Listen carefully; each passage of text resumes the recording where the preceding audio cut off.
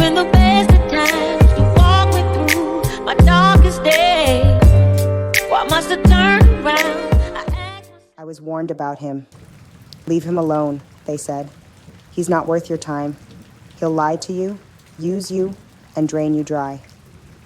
I listened, nodded, and assured myself I was stronger than that, smarter than to fall for someone so broken, so toxic. Yet here I am, staring at the pieces of my life scattered like shards of glass across a floor I don't recognize. How did I let this happen? How did I let my life spiral into this mess, this bitter cocktail of heartbreak and regret? I am ashamed, not of him, but of myself, for letting my heart lead me down a path I swore I'd never walk. I've disappointed myself. You're about to delve into a catalog of my life, a decade's worth of memories, moments, mistakes, each one captured in raw, unfiltered detail. It's not pretty, and if you're looking for a story with a happy ending, you might want to stop reading now. I've chosen to record these pieces of my past through transcripts because, frankly, I've tried everything else. Writing, screaming into the void, even pretending it didn't happen. But the truth has a way of bubbling up to the surface, like a boiling pot with no lid. I can't keep the cap on any longer. It's about to explode, so here we are. Me, laying my soul bare. You, with the promise not to judge too harshly. After all, I'm only human, just one of many who've stumbled through life, navigating love and heartache, trust and betrayal. What you're about to hear isn't unique, but it's mine, my journey through endearment and pain. Come along if you can bear it, but I warn you, it's not a smooth ride. In the beginning, there was Amina and Hakim, poor, naive Amina, who had never tasted temptation until she wandered into the Garden of Heathen, a place where desires grew wild and unchecked. She walked through it blindly, letting her fingers graze the thorns of attraction and the petals of sweet words whispered in the dark. And then she consumed the forbidden fruit. It wasn't love. No, it was something far more dangerous. It was lust, ripe and irresistible, wrapped in promises that glistened like dew on a poisoned vine. The taste was intoxicating, filling her with a heat she couldn't contain, a hunger she couldn't quench. She knew, deep down, that it was wrong. She had been warned about the consequences of giving herself so freely, of letting him, the one they warned her about, into her heart. But in that moment, nothing mattered except the fire burning between them. He said the right things, played the perfect part. But lust never came without a price, and Amina was too blinded by its allure to see the cracks forming in the foundation of her world. Now, looking back, she wonders how she could have been so foolish. How she let herself eat from the Garden of Heathen and mistake lust for something lasting. But the fruit had already been consumed, and what was done could not be undone. First impressions aren't always the last. Some people are masters at wearing masks, hiding the truth behind a charming smile and tender words. This was him, my narcissist. He didn't show up at my door with horns or a warning label. No, he came as everything I thought I needed, warm, attentive, and understanding. But like all good predators, he knew how to lure in his prey.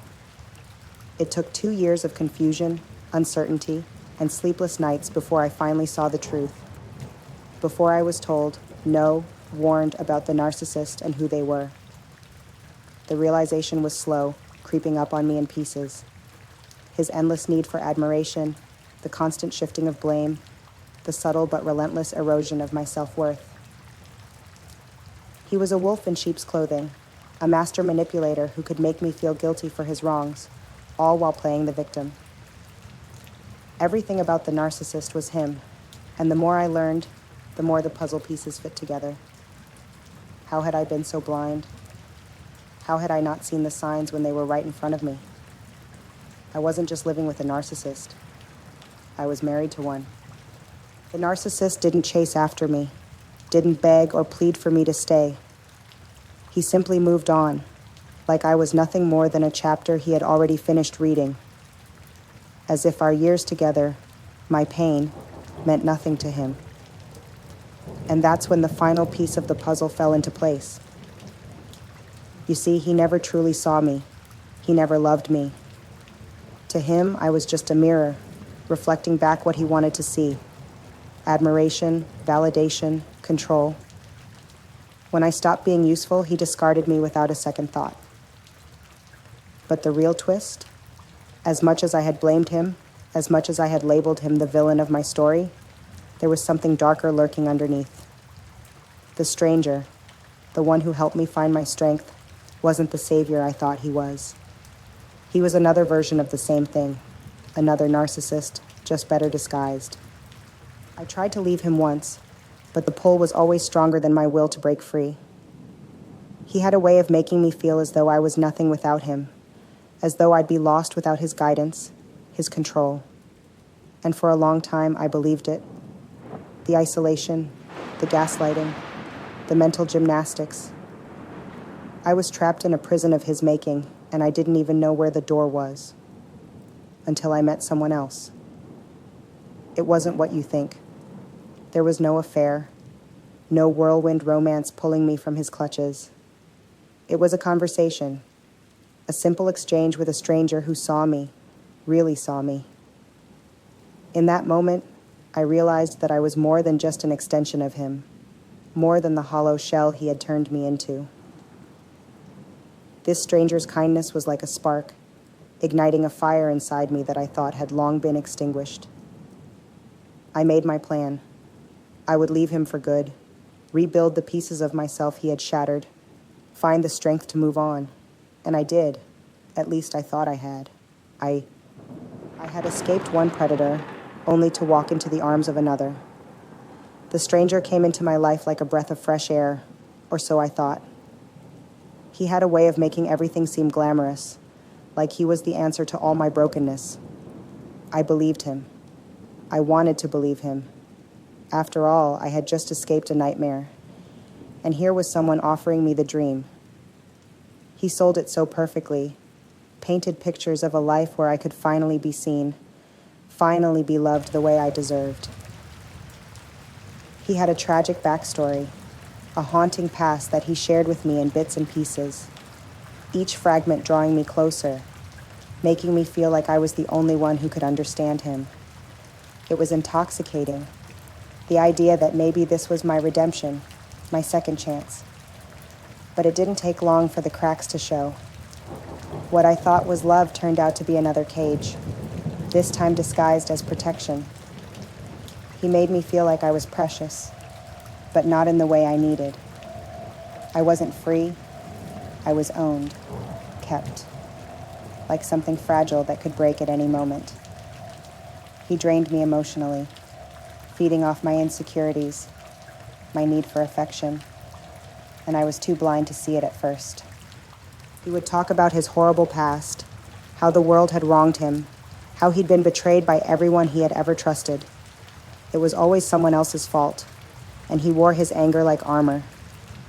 Whenever I questioned him, he would turn the conversation back to his pain, his suffering, until I felt guilty for even thinking of my own needs. How could I possibly complain when he had been through so much? He used that past as a weapon, a way to keep me in line, to make me feel like leaving him would be another betrayal, another wound on his already scarred heart. The weight of it all kept me shackled. I was too afraid to leave, terrified that doing so would somehow make me the villain in his story, just like everyone else who had hurt him. I became his emotional caretaker, his constant source of validation, afraid to take one step out of line for fear of triggering that anger. And when he did get angry, it was like walking through a minefield. His words cut deeper than any physical blow, slicing through my confidence, my sense of self. He had a way of twisting things, making me feel like I was the problem, like I wasn't trying hard enough to fix things, to heal his pain. It was always about him. And slowly, piece by piece, I started to disappear again. He kept me locked in that mental cage, just like the first one, maybe worse. Because this time I thought I was safe. I thought I had found something real, something better. But it was just another illusion, another pipe dream sold by a master manipulator who knew exactly how to reel me in and keep me tethered to his side. It took me so long to see the truth, to understand that I had traded one prison for another. But this time, I wasn't just afraid of losing him. I was afraid of the story I'd been telling myself. That maybe I was destined for this kind of love. That maybe I wasn't strong enough to walk away again. But deep down, I knew the truth. I couldn't stay any longer. Not with him. Not with the shadow of his past hanging over us both like a storm waiting to break. And so, I started to find a way out. Again. But this time, it was different. This time, I knew that the real battle wasn't against him, or the narcissist before him. It was against me, and the way I kept falling for the same lies, the same traps. The truth? I had to save myself. No stranger, no lover could do that for me. But this would take me some time, a long, eventful time. You've been the best of times. You walk me through my darkest days. Why must I turn around?